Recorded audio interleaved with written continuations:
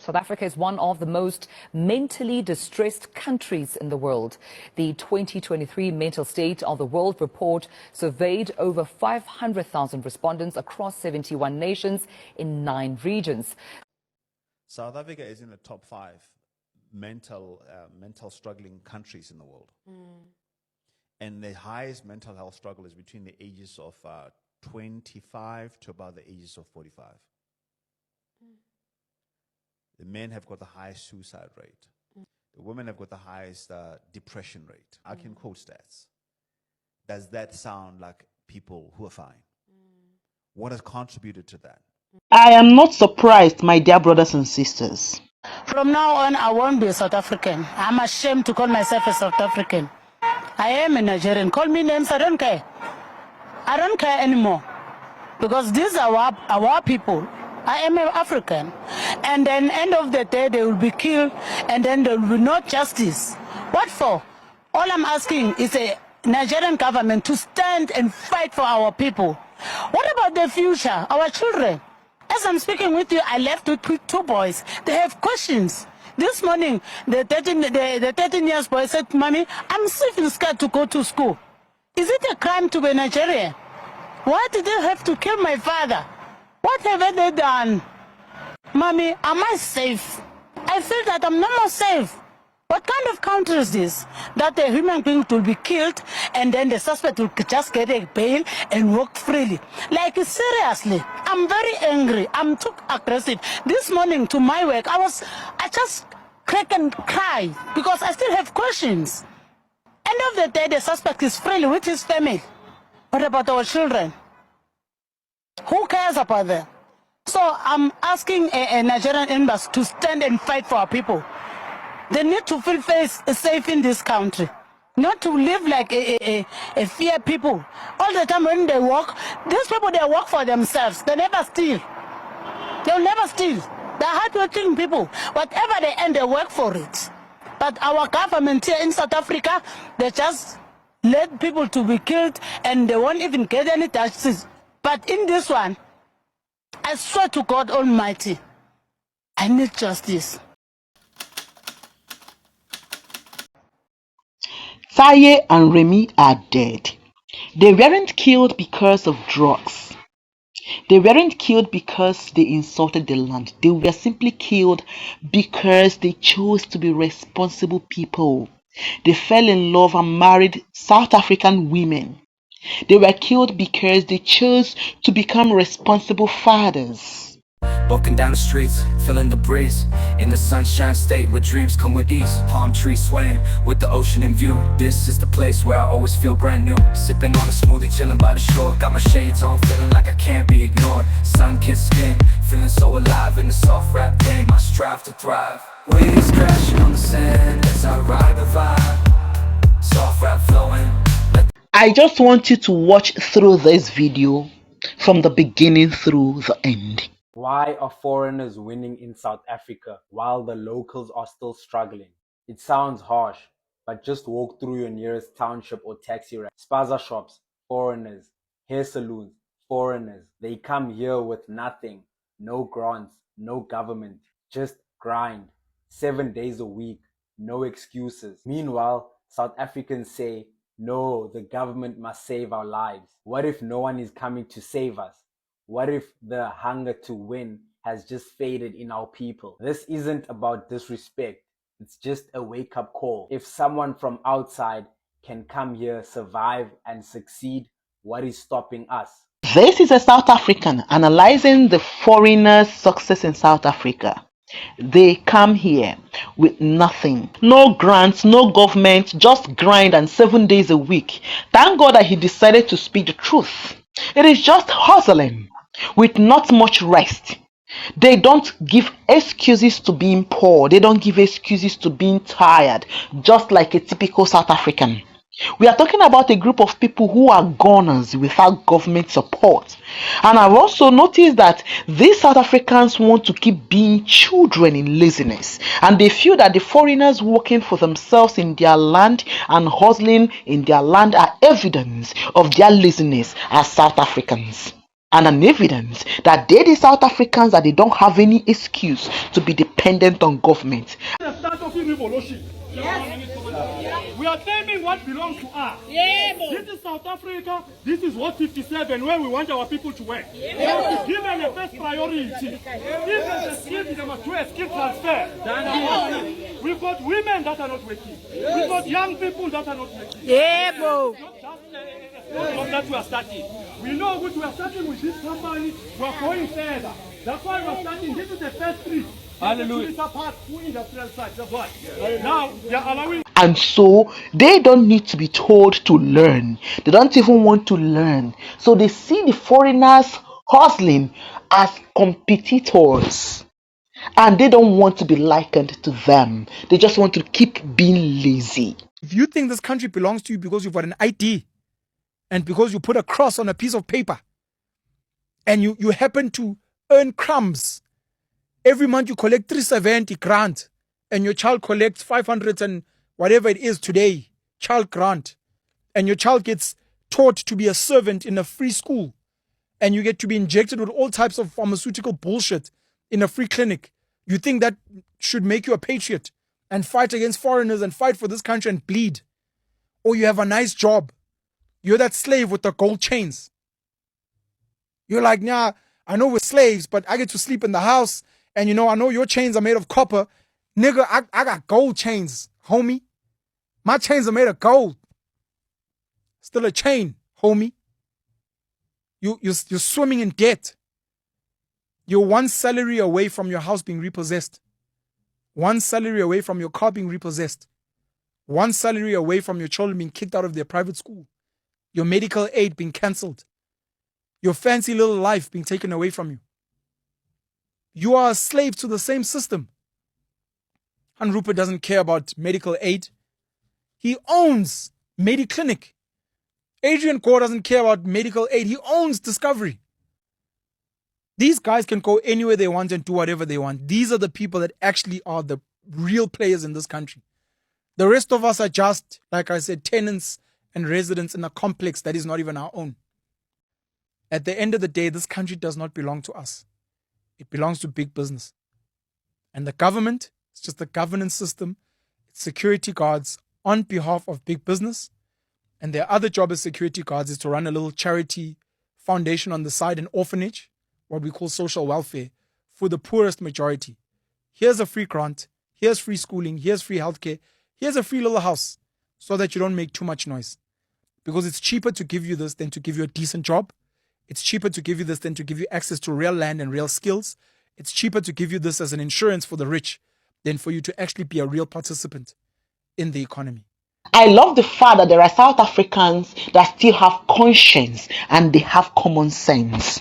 Please, can someone sink this message into South Africans, deep into South Africans? This message is the true message, and it is from your own South African with common sense. Other Africans are fighting their politicians to make their countries better. It is about them versus them. Meanwhile, in South Africa, South Africans are still gloating in slavery. Their people are screaming for them to actually free themselves from slavery, to have common sense. A slave in his land, dining with their masters while fighting their free brothers from other nations to live. Black South Africans, oh my good God. We are talking about people who are even crying for girlfriends. South Africans, they can't even have their own girlfriends because the foreigners have taken over the girlfriend space. From the girlfriend space. You guys need deliverance. South Africa. The stupidity of some South Africans actually sunk their wickedness deep into them. South Africa is what some of us had anticipated as far back as 1987.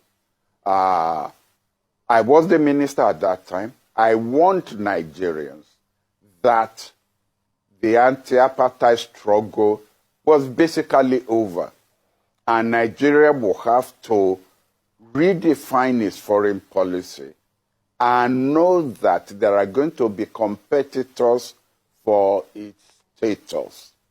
Nigerians didn't listen to me at that time. That is when I proposed the concept of medium powers. You know, BRICS is a variation of the concept of medium powers. Nigerians rejected my proposal, even though foreign countries that we invited accepted that proposal. If Nigeria has embraced and pursued that policy, we will be the one, in fact, who will have been determining the fate of South Africa, not South Africa determining our fate. What played out in South Africa is, let me call it spade by spade. Normally I'm diplomatic in my language. South Africa has simply shown itself as an enemy of Nigeria that is determined at all costs to checkmate Nigeria wherever it gets the opportunity to do so. Whether it is the xenophobic attacks on our people there. Say South Africa thinks ahead. It already has its eyes on the election to the Security Council of the United Nations. Now it's got BRICS. It's got two of the superpowers on its side and intends to use that to checkmate Nigeria. And yet this is the time when we are saying we should be closing down embassies. Our embassies are badly financed. There are good people in that ministry. There are good ambassadors who are prepared to do their best. But you cannot clap with an empty hand. You cannot perform your functions when you are not properly financed. South Africa continues to open embassies, continues to provide funds for it. We are the ones who have become our own enemies. And what has played out in the BRICS invitation, even though it's a setback for us, it provides us with an opportunity if we are going to grab that opportunity. And what is that opportunity? There are more states outside BRICS now than there are in BRICS. You've got Chile, you've got Turkey, you've got Indonesia, you've got Pakistan, and so on. These are also countries that are important. These are countries that Nigeria could approach and bring into an organization that is not going to be against the West or against the East. This is an opportunity for a clever application, again, of a new concept of medium powers. So, Professor Kiyemi, just before we let you go in 1 minute, we've been talking about BRICS. Have we forgotten or done away with Mint? So we had the Mint countries, of which Nigeria was part of, Indonesia, we had Turkey, we had Mexico. So Mint, Mexico, Indonesia, Nigeria, and Turkey. Is that now a forgotten concept? Are we now, is the way forward BRICS? What's your take on this? Thank you, Ayo. Mint is the way forward. That's why I referred to countries that are outside BRICS, who in fact may also feel that they've been snubbed by BRICS. Mint is there. And, you know, but somebody's got to grab that and pursue it as an initiative. Only if Nigerians had listened to their people, if Nigerians had listened to people who are wise, the key players who are wise, can we for once focus on ourselves and help ourselves and stop being big brothers or playing brotherly role to people who are devourers, to people who are hyenas. These people, they always get into conciliation calls. Yes, you see them entering into the wolf's mouth from one point to another, and I will call this karma. We will still jump in to save them. Other Africans will come to align with them. You will hear Kenyans say, oh, we start with South Africans. Nigeria will say, oh, we start with South Africans. But the people we are standing with, when it is our turn, they will gloat. They will even praise our enemies. They would look for a way to praise those who are oppressing us. We are talking about people who aren't for anyone. They only care for themselves. They are ready to wipe off other Africans if they get the opportunity. Anyway, thank God that Nigerians later listened to this man and they refocused. And despite the plans and the manipulation and the orchestration of South Africa, BRICS extended its hands to Nigeria. Let's look at Pastor Omotoso in South Africa. Some of you must have heard about Pastor Timothy Omotoso, a Nigerian based in South Africa.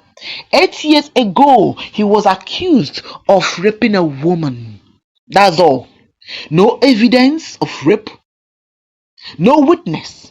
Just a lunatic, a destructive person from hell who had always gone on social media to gloat on how she destroyed men of God. Ah, what a lunatic. Lies and all sorts of fabrications spread about us online when we're walking down the street. Our lives have never been the same after coming out about this. And one has to wonder, so this is what the last 8 years of our lives has come down to.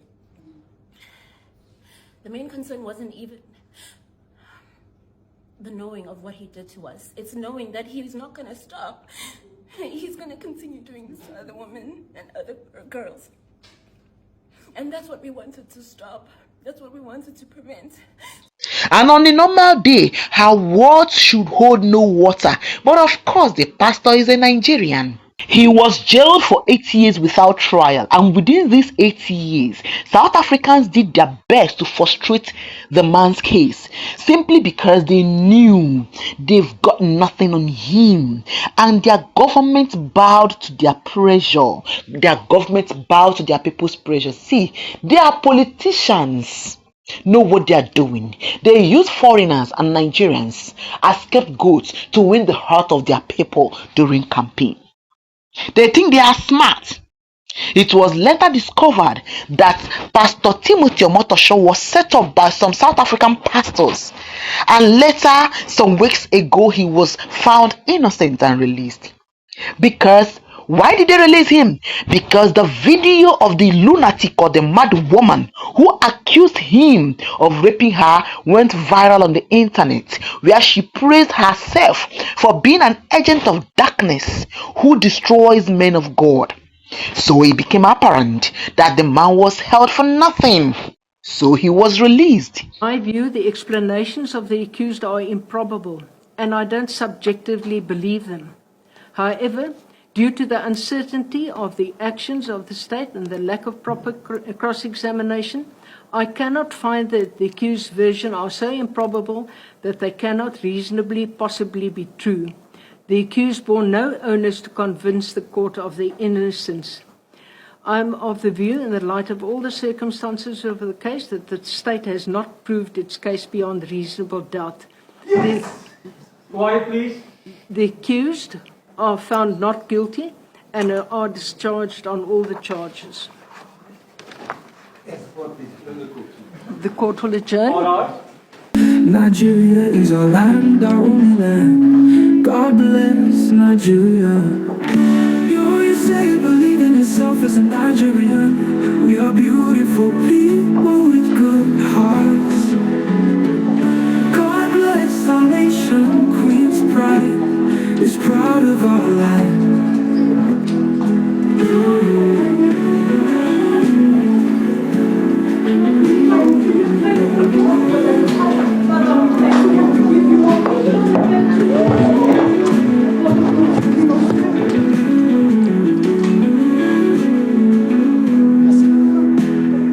Understandably so, because members of the Jesus Domain International Church are in celebration following today's judgment here at the East London Magistrates Court.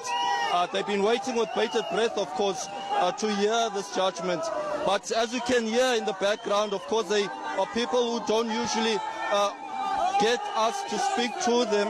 But let's try and maybe get a few words. Mama Nizivanjani, how do you feel? How do you feel? Jesus has prevailed. The man of God is innocent. Hallelujah. Jesus has prevailed and the man of God is innocent. Just one of the sentiments there from one of the church members. But we will, of course, get further details about this judgment as to why Timothy Omotoso has gone in his favor. But from some of the conversations that took place in court while the cross-examination took place of a member of, or an official rather, of Home Affairs, we understood that Home Affairs had argued that Timothy Omotoso was illegally in the country. He obtained a visa back in 2000, and there were even question marks about that particular visa. We understand that the visa expired around 2017, and Home Affairs has been adamant that they won't grant him residence here in South Africa. So what we do understand is that Omotoso will go to the High Court to get this matter reviewed, because he has made it clear that he wants to remain in South Africa. Dear brothers and sisters, it did not end there. The hyenas that call themselves South Africans actually protested. They weren't happy about it. So they mounted pressure on their government, and their security officials rearrested Pastor Omotoso. They arrested him again. Of course, South African politicians are worse than Nigerian politicians. The only advantage they have is that most of their people, in their natural bitterness, do allow emotions to cloud them. Hence, common sense to them is not common. So their politicians easily deceive them by using foreign nationals as scapegoats. Well, the good news: Pastor Omotoso was deported back to Nigeria because these same South Africans said, oh, they don't want him in South Africa. So he was deported. Timothy Omotoso is voluntarily leaving South Africa, and those are live visuals that you're watching at the moment, from what I understand, departing from at the moment, and those are live visuals.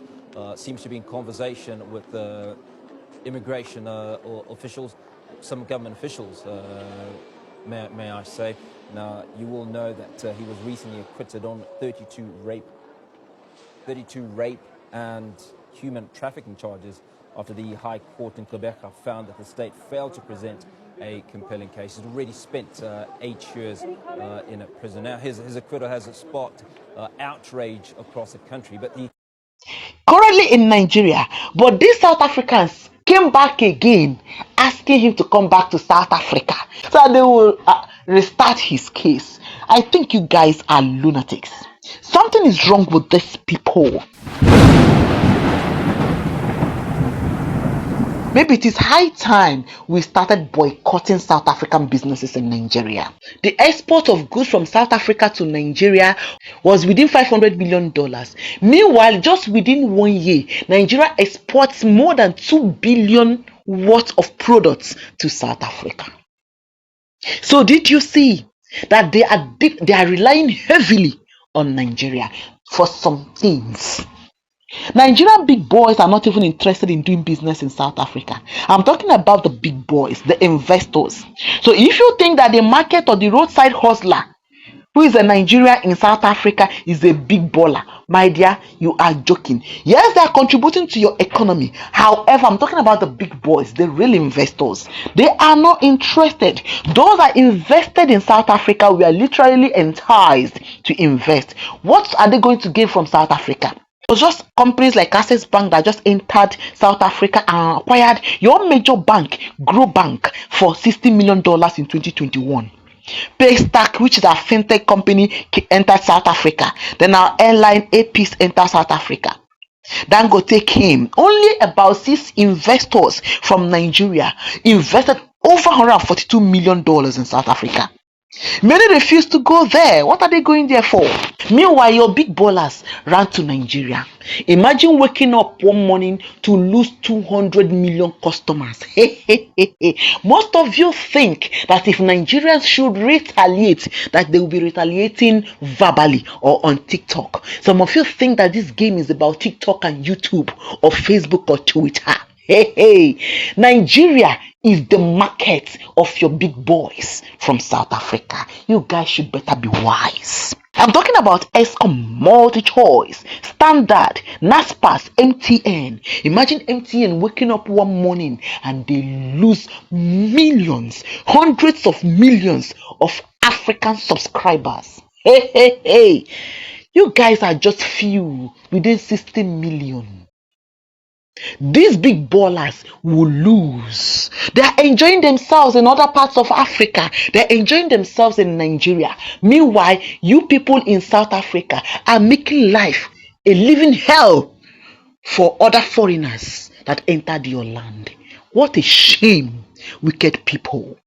Me, I'm asking for support with the court processes, especially from the Nigerian embassy, to really stand up and make sure that this case is solved. We need a Nigerian embassy or a government to stand for their people. No bail at all, no bail at all. Two lives at a time, no bail. No bail. Please. This man, he must pay with everything that he has connected with them. He must pay. No bail for him. Each passing day in South Africa brings another sad news for many Nigerians across the country.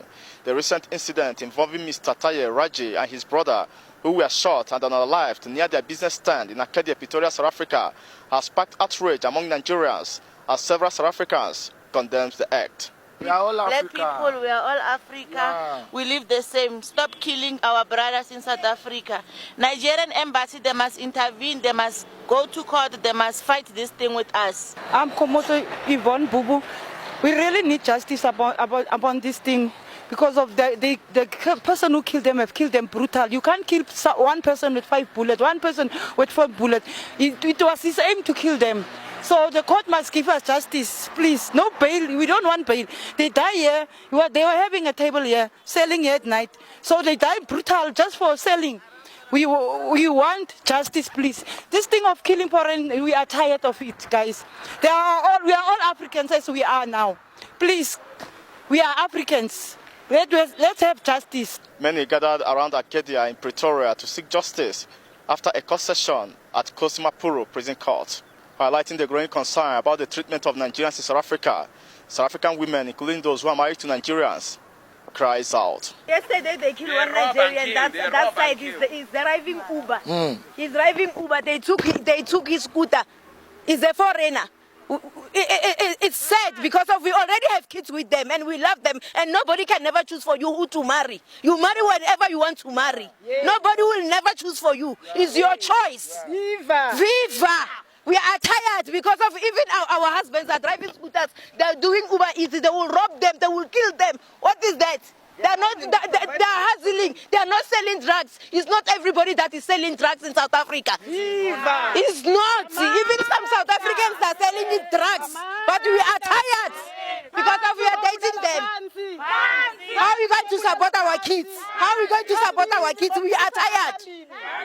We are tired. How are we going to support our kids? We have kids already with them. They are our husbands. My name is Babatunde Dosumo. I'm the two brothers of the two guys who were killed, and this is very sad. Since I lost these two my brothers, I'm not getting myself right. So I just need to plead to Nigerian government. We need justice. We want you people to stand by us, because we are not in this country illegally. We are doing the right thing. So we want justice for our brothers. These are their wives. Standing by me here, she got 4 daughters, girls. Standing by me here, she got 2 sons, boys. So please, we are begging.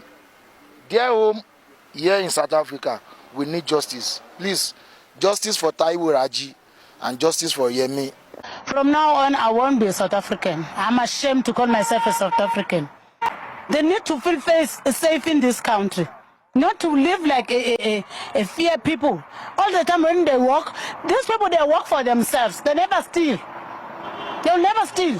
They're hardworking people. Whatever they earn, they work for it. But our government here in South Africa, they just let people to be killed and they won't even get any justice. But in this one, I swear to God Almighty, I need justice. I need justice. And I know the God that I'm serving, He will do justice for me and my children. Thank you, Mama. Let me just bring in the cousin of the deceased. How are you feeling about the gunning down of your cousin? Good afternoon. I'm not feeling happy and I'm very sad. I'm very, very sad. I sat down yesterday, I asked myself, don't we have a leader in Africa? Because this is African continent. And in this very African continent, the way they brutally black people in this very country is very bad. I was on the street yesterday, another guy saw me, he's a Nigerian guy. He said to me, he said, I'm very sorry, I heard your uncle pass on. I said, thank you. He said, but my own is very bad. I said, what happened? He said, you know me with the 2 kids. He said, did you know they poisoned one of my child there at his school because he's a Nigerian? And I feel like, what is this? We only hear Donald Trump fighting for the white Africans. Why we don't have black leadership in this very African continent that can stand for we African black people? Because this is very sad. When you go around this very Pretoria, you will be hearing a death of Nigerian, Somalian, Mozambique, Ethiopian. Is very sad. We are very tired of this, and we have a president. And Ramaphosa is the president, is UN president. Really? AU president. So why this is happening in South Africa, African continent? You can't work be free. When you work, when police find you are a Nigerian or you are not a South African, they have to say something about you. If they don't say you sell drug, they will find other thing to say. Is it everyone is selling drug? I myself, I don't know drug. I never see drug in my life. But when you step out, all what they know to say this, you said drug. So this is very sad. African leader, they must stand up. This killing in South Africa is too much. And we want the African leader to say something to Ramaphosa about this. They must learn how to respect foreigner. There's a foreigner in Nigerian. Yeah, there are a lot of foreigner in Nigeria. When you go to Nigerian, we Nigerian, we know white people as a foreigner. We don't know a black man as a foreigner in Nigerian. For me, growing up, when we are young, when we see a white people, we sing like this, Oyibo Pepe, Shuku Shuku Pepe, because we know them, they are a foreigner in African continent. Not black people. A black man is very free in Nigerian. You can't treat a black man badly in Nigeria, you are going to be arrested. I believe in that. But in this very country, when a black people harass a black people, when you go to police station, police will ask you, what are you doing in this country? This is not your country. It's very sad. This is so sad. Let me tell you, this is one of too many. Nigerians, come back home, brothers and sisters. Come back. Leave these people, leave their women for them. Abandon their women in South Africa if they are not willing to follow you back to Nigeria. Tell me the just reason for a Nigerian guy to still be with his South African girlfriend. Their women have been marching on the streets that Nigerians are abandoning them. My question is, who in their right mind will still want to be with you when your useless brothers, when your lunatic brothers are busy devising means to eye them? Your brothers are cursed, so be with them. Those of you that gave birth to Nigerian children, if you know what is good for you, take them to Nigeria, they will be safe. Most times I wonder who laid a curse on South Africans. Many of you are cursed. I am not talking about all South Africans, and of course, we can never say all South Africans no, because there are South Africans that have sense. But you see, the majority of them do not have sense. They are lunatics, and that is why they are walking up and down. Very lazy set of people. No South African that has sense, that is walking, that can fend for themselves, will be going on the streets looking for whom to kill or looking for who took their girlfriends. Most times I wonder who laid a curse on most of you. Are we sure that these people are truly Africans? Because I don't believe it. The other day it was Zimbabweans unalived. a Somalian unalived, a Mozambican unalived. But the whites are busy dealing with you people in your land.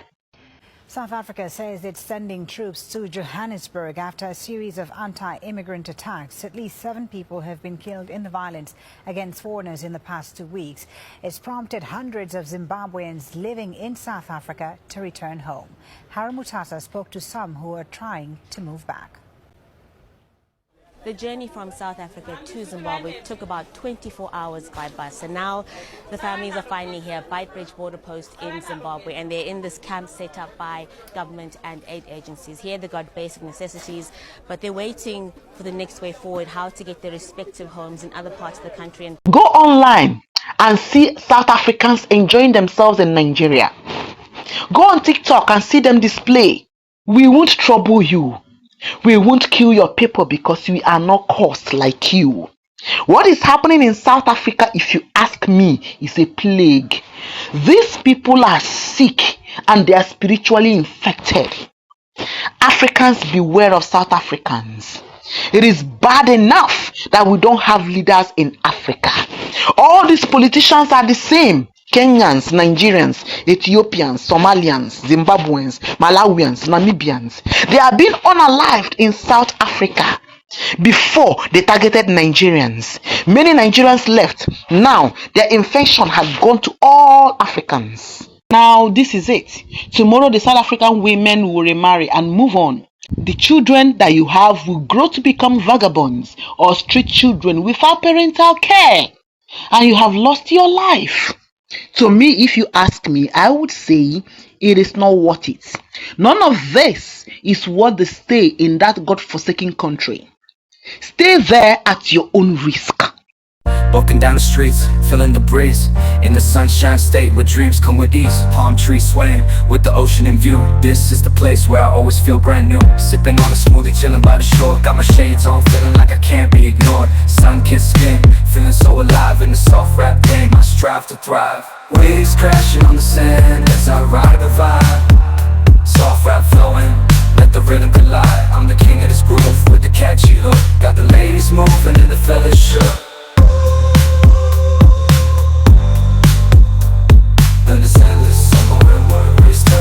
Just down the boulevard with the top down low. Music blasting loud, feeling the flow. Neon lights flicker in the night's embrace. Lost in the moment, in this rhythmic chase. Catching glances from strangers as I pass them by. In the city of dreams where stars light up the sky. Every step, every verse takes me close to the high. In the soft rap world where I spread my wings and fly.